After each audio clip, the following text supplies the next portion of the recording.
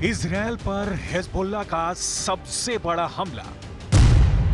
Israel के command office पर drone attack. आसमान से शोलों की बरसात हो रही है, सायरन बज रहे हैं, अफरा तफरी मची हुई है। जान बचेगी या जाएगी किसी को नहीं मालूम। जो लोग जहां थे वहीं रुक गए। कोई कार के पीछे छिपकर अपनी जान बचाने की कोशिश करने लगा तो कोई कहीं और भागा। लोग बेहद ही डर गए थे।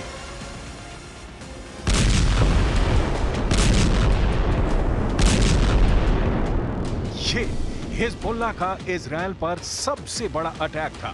हिजबुल्लाह का यह अटैक ऐसे वक्त में हुआ है जब डोनाल्ड ट्रंप अमेरिका का चुनाव जीत चुके हैं। यानी ट्रंप की जीत से ईरान का मिलिशिया हिजबुल्लाह डरा नहीं बल्कि और भी खतरनाक हो गया है। और यह हमले हिजबुल्लाह की ताकत का सबूत पेश कर रहे हैं। जी हां, हिजबुल्लाह इजरायल पर अब ऐसे अटैक करने लगा है जिसके बारे में नेतन्याहू तक ने सोचा नहीं था। हिजबुल्लाह के इन हमलों से अमेरिकी प्रशासन तक के माथे पर चिंता की लकीरें खिंच गई हैं। 2 से 3 दिनों में हिजबुल्लाह ने इजरायल के एक शहर को नहीं बल्कि कई जगहों को निशाना बनाया है। हिजबुल्लाह इजरायल को बड़ा नुकसान पहुंचाना चाहता है और रिपोर्ट बता रही है कि वो ऐसा कर भी चुका है। हारकिया बेस, इजरायल।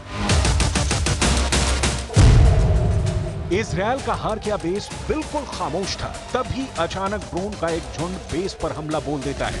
हर ओर से विस्फोट की आवाज आने लगती है। लोग अपनी जान बचाने के लिए इधर उधर भागने लगते हैं और जब ड्रोन खामोश होते हैं तो पता चलता है कि यह हमला किसी और ने नहीं बल्कि इजरायल के कट्टर दुश्मन और ईरान के मिलिशिया हिजबुल्लाह ने ही किया है। इजरायल के लिए यह हमला चौंकाने वाला था क्योंकि आमतौर पर हिजबुल्लाह इजरायल पर हमले के लिए रॉकेट्स का इस्तेमाल करता था। लेकिन इस हमले के लिए हिजबुल्लाह ने इजरायल के हारकिया बेस को तबाह करने के लिए पूरी की पूरी ड्रोन स्क्वाड्रन ही उतार दी। विदेशी मीडिया की रिपोर्ट के मुताबिक हिजबुल्लाह की तरफ से किया गया ये अब तक का सबसे बड़ा ड्रोन अटैक था।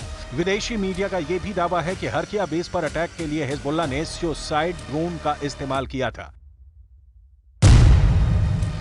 हारकिया में इजरायल का बड़ा मिलिट्री बेस है और इस बेस पर कादर 2 बैलिस्टिक मिसाइल और ड्रोन स्क्वाड्रन से हमले की खबर से इजरायल भी हिल गया है। अभी तक इजरायल की तरफ से कोई भी प्रतिक्रिया सामने नहीं आई है, जबकि हिजबुल्लाह ने हमले की बात कबूल की है। हिजबुल्लाह का इजरायली मिलिट्री बेस को निशाना बनाना यह बताता है कि हिजबुल्लाह लगातार ताकतवर हो रहा है और उसके हथियारों के गोदाम में एक से बढ़कर एक खतरनाक हथियार जुड़ते जा रहे हैं। यही नहीं, हिजबुल्लाह की तरफ से फदी 6 नाम की एक नई मिसाइल का भी हमले के लिए इस्तेमाल करने की खबर है।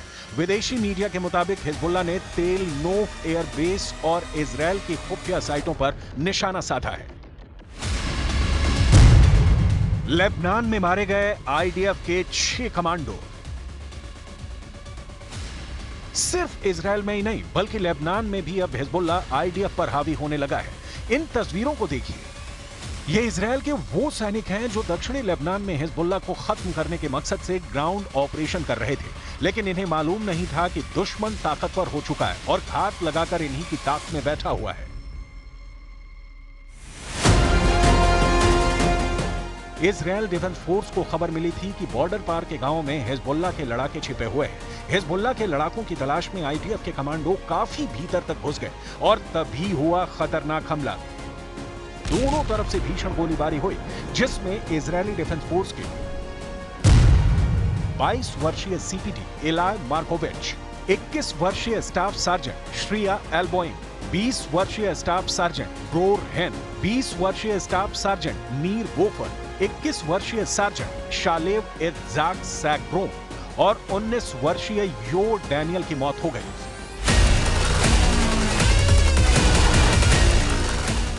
हालांकि आईडीएफ के इन कमांडो ने हिजबुल्लाह के सभी 4 लड़ाकों को भी मार गिराया, लेकिन नुकसान इजरायल का ज्यादा हुआ। हिजबुल्लाह के इन हमलों ने इजरायल के गुस्से को कई गुना बढ़ा दिया है। नए रक्षा मंत्री बने इजराइल काट्ज ने हिजबुल्लाह के साथ संघर्ष विराम की बात को सिरे से खारिज करते हुए अब उसके संपूर्ण विनाश की बात कही है।